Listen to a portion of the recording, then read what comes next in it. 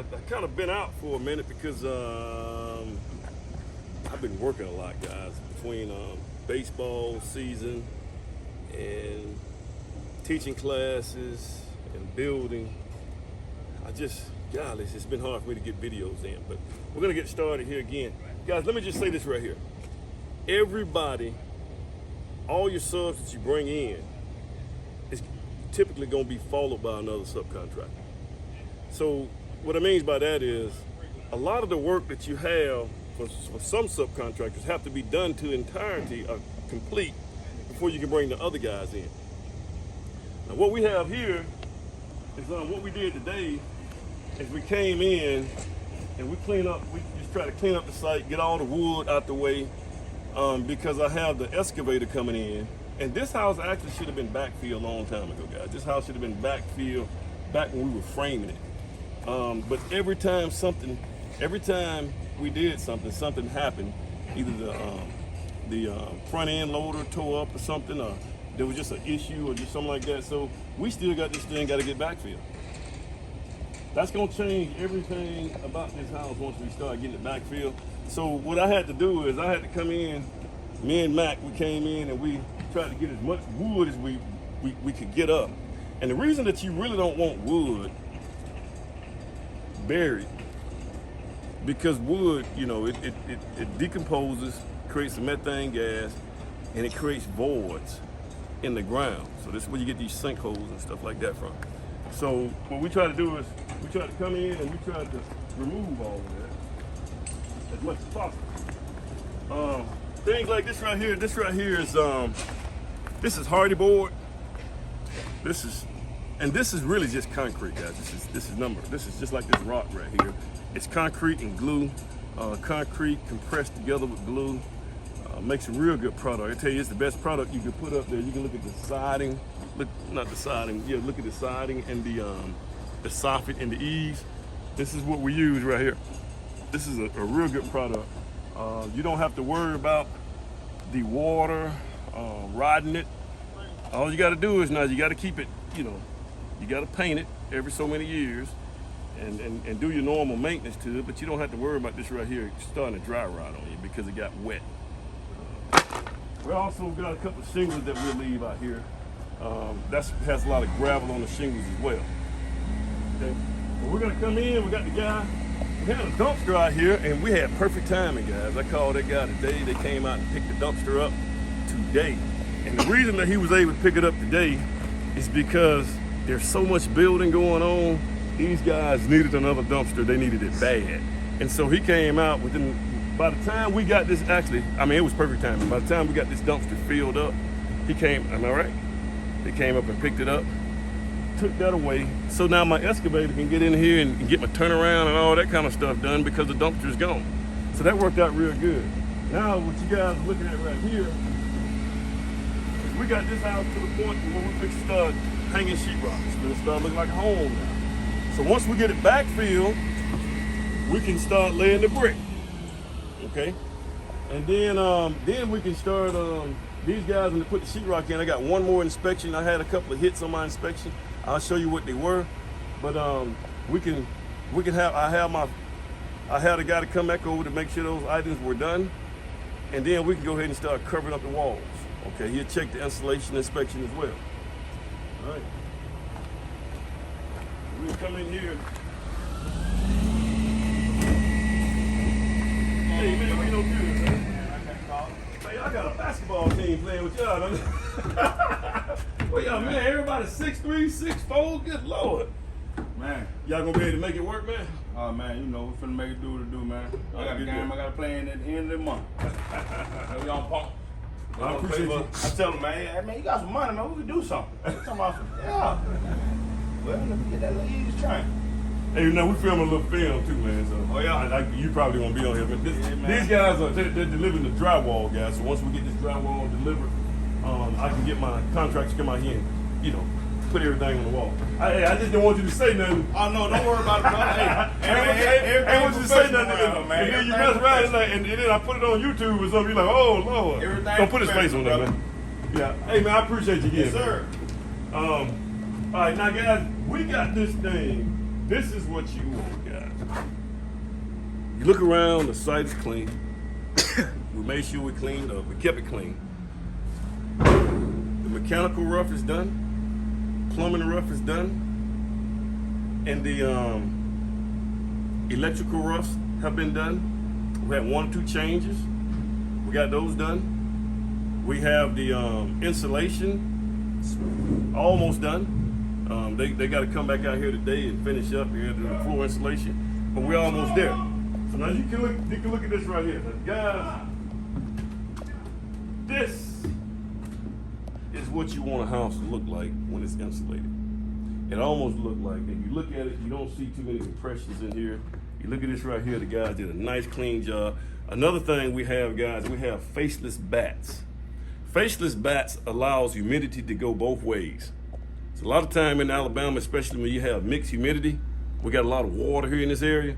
So when you put those vapor barrier, we got some of them around here, the bats with the little vapor retarders on them, that's not what you want to do on the exterior walls, guys, because water won't go, water in the house won't be able to wick outside the house. It won't be able to go outside the house because everything is porous. So the humidity of the water that's inside of this house, in the event it could go out this way, it can go straight through these bats, it can go through the wall, go all the way through the house wrap. When it gets to the house wrap is semi-permeable. That means the water is allowed to go one way, but not back the other way. So once it goes out, that water bubbles up on that house wrap, it drains down, and it goes out through the flashing on the brick. And that's why you have your wheat rope on your brick. So this is the best insulation, and this is the way you want it to look, guys. I mean, you can also see where the guys came in and they insulated around the windows. They put the foam insulation around the windows. They even did the insulation right here. You get a lot of air infiltration right here, guys. Right there. That bottom plate, when it touches the subfloor, a lot of air infiltration comes in right there. Okay? But this is what you want, guys. I came in, I added a couple of plugs. He added 1 or 2 plugs here. We have all the plumbing in. I even got my administrative stuff done, guys. I already sent checks out to all these guys to get paid. Now you got to send your invoice in, man, so get your invoice right so I can pay you as well. All right, so you're looking at this right here. Now this is some of the things that I got hit on. Right up in here. Right up in here, which is a good idea because sheetrock is going to go around here. So this is going to create a cavity in the wall, right? So if we get a fire in here, that fire can go to the next level non-stop. So we put what they call some rock wool. You see that rock wool up there? We put rock wool up there. Rock wool does not burn. It has like a 30-minute fire retarding, 30-minute fire barrier for the rock wool. It's gonna spend time trying to burn through that rock wool before it can go to the next level. So we had that. We had a couple of joists here, guys. Not really, to be honest with you, right here, we were missing a couple of joist hangers. So I got to put some nails in them. But he talked about that, guys. But really, to be honest with you, if it's not over 4 feet, you don't need joist hangers. That's the code. Now I probably could go back and forth with this guy. That's gonna be something I determine. We also need a joist hanger right here. See right there? Right yeah. here. Joist hanger right there. And then we need a joist hanger right here. Actually, we're gonna need we need 2 of them. We need a 4-ply joist hanger. Now, guys, on insulation, here's what you want. Like, we know we got a cord that goes through here, guys. So what you want is, you want the insulation to be, this is how you want it to be. I don't think these guys did it all the way like that, but this is how you want it to be. You want them to cut it open and have that cord right there in the middle, close it up. That's what you want. Let me show you something else too, guys. What they do a lot. This is the vapor retardant. What had happened was, when the guy came in to insulate the firebox, I saw him when he was doing it, and he was insulating just this wall. He was gonna leave the chase part non-insulated. That's not the way, guys. When you insulate, you gotta create a thermal envelope. You insulate around this right here. You see how we got it insulated around in here? This does not need to be insulated. It's this and all the way down to the floor that needs to be insulated. all the way up here. Actually, that band joist right there should be insulated too, so that'll be something. We actually added some rock wool up there as well to keep that fire from going up there. So the only thing we need now is a couple pieces of insulation to go up in there on that band joist. And did you also apply rock wool up there as well?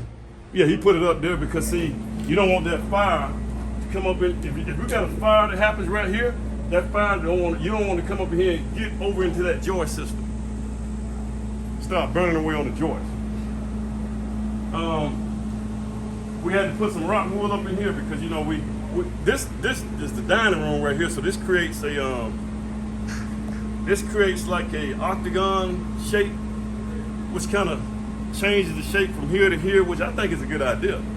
I think it's an excellent idea. You know, kind of change the dimensions of the room, make the room kind of look a little different. So I keep messing with you, don't it? And so we had to put rock wool up in here. Up in there.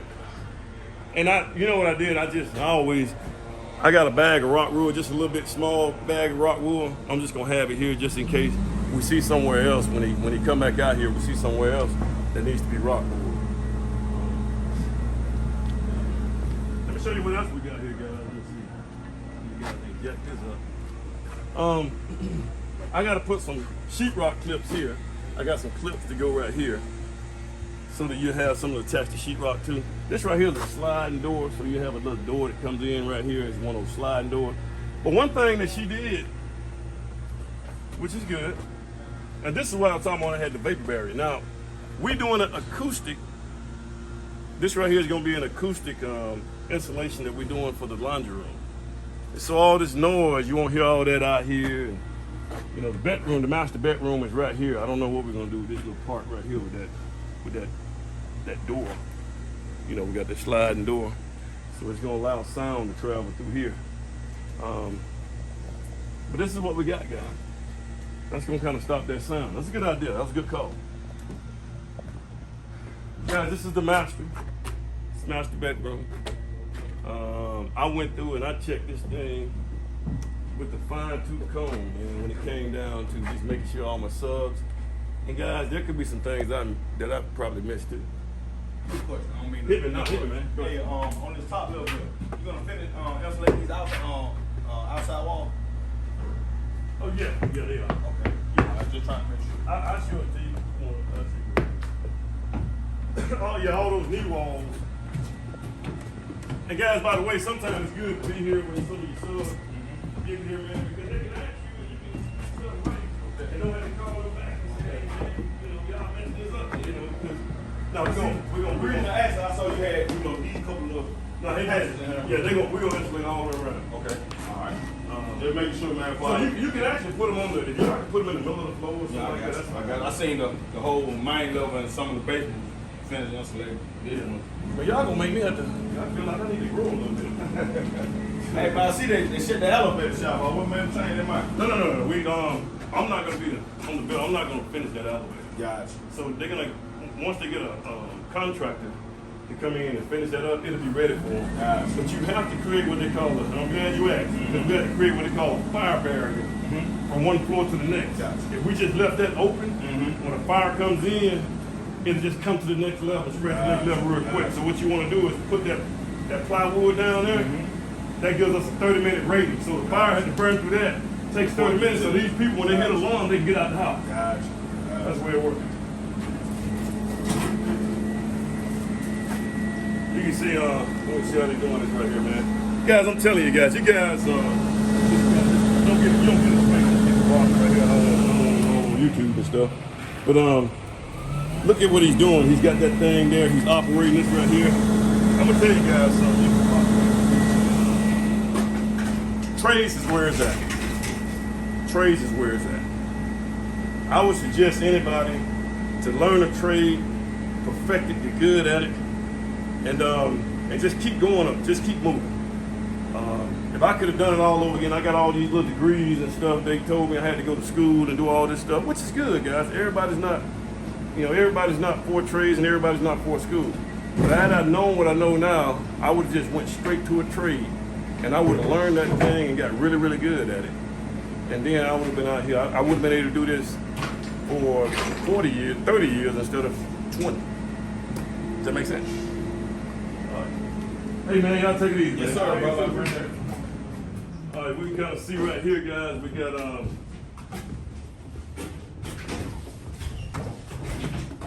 yeah, I got a couple of jacks I gotta get down here too. You see, I got hit on this right here too. See, do you see that jack right there over there? Jack stud. Yeah, that jack. No, that I'm sorry. No, that is a brace.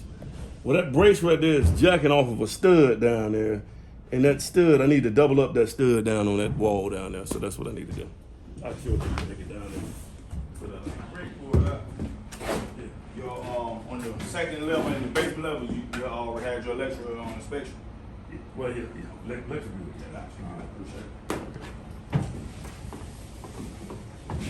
Oh, y'all gonna try to roll them things downstairs?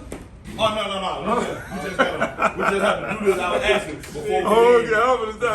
Y'all should be able to take them in through the window over there, right? Yeah. All right. Well, actually, we're gonna come through the front door. All right, man. Y'all the man. Y'all take it easy, bro. All right. All right, another thing that I had, guys, this door right here, man, is not plumbed. That door's supposed to stop. So the framers need to come back out here and fix that. That's a headache right there, man. That'll drive me crazy. Every day I come in. All right, man, I'm gonna turn it over to you. You got any questions, man? Not much I can think of for real. What about rodents and pests in your job sites? Guys, I've been killing snakes since, well, I hadn't been killing them, but I've been having a lot of snakes. Guys, when it's really, really hot, the snakes, and you got a basement, what happens is concrete absorbs heat during the day. And then at night, it radiates that heat at night. Snakes love that. Snakes are cold-blooded. They need to, they want to be warm at night. So a good place for them to be is get down in the basement, curl up in a corner somewhere, and they get that heat. It's being radiated at nighttime. Not saying that this is always the case. So we've been having just about every house, put it this way, guys, probably the last 4 or 5 houses I've built, we've had to kill snakes in the basement. And another thing too is sometimes you get those bird nests in the basement. Go ahead and get rid of them things, because those snakes usually is a chicken snake, and chicken snake is scare you to death because they're really, really long. They're slender, but they're really, really long. And those things, they're looking for birds. They're looking for birds and the baby birds and stuff like that. That's what they're looking for. So they come in sites like this, they can sense them. So I've been having those. So snakes been a headache. I usually have raccoons every once in a while. I don't think we're further enough along to get the raccoons, but at one time I used to have dogs and stuff like that. Stray dogs that come out through here. Can those kind of rodents? Can those kind of rodents set you back? What do you mean set me back? Like I know raccoons, they like to get up in the insulation and rip that up, right? So. Well, no, they really not. It's too much going on in here. Like with construction, if you got a house and you got a lot of stuff that's going on all the time, they don't like all that motion and movement. So they're not gonna live there. You see. But now, if you living in the house and they up in the attic, they have a good time with them. Squirrels and stuff like that. Yeah, they have. But we got so much stuff and so much stuff exposed right now. They're not gonna really deal with this too much. As you guys can see. Now, the reason I kept a lot of this lumber, I got a lot of lumber over here, guys. The purpose of me keeping this lumber is because I gotta have my framers come back and fur down everywhere you see ductwork. It's gotta fur down because what we gotta do is we gotta create another fire separation. 5/8 sheetrock needs to go up here because the cars is combustible. And so you gotta have a fire rating, which is probably gonna change in the next couple of years if everybody starts buying electric cars. Electric cars are not combustible. So, if you got a charging for it, I would think that you wouldn't need 30 minutes or 45 minutes where they need fire separation. Got anything else, big dog? That's all. All right, man, let's go.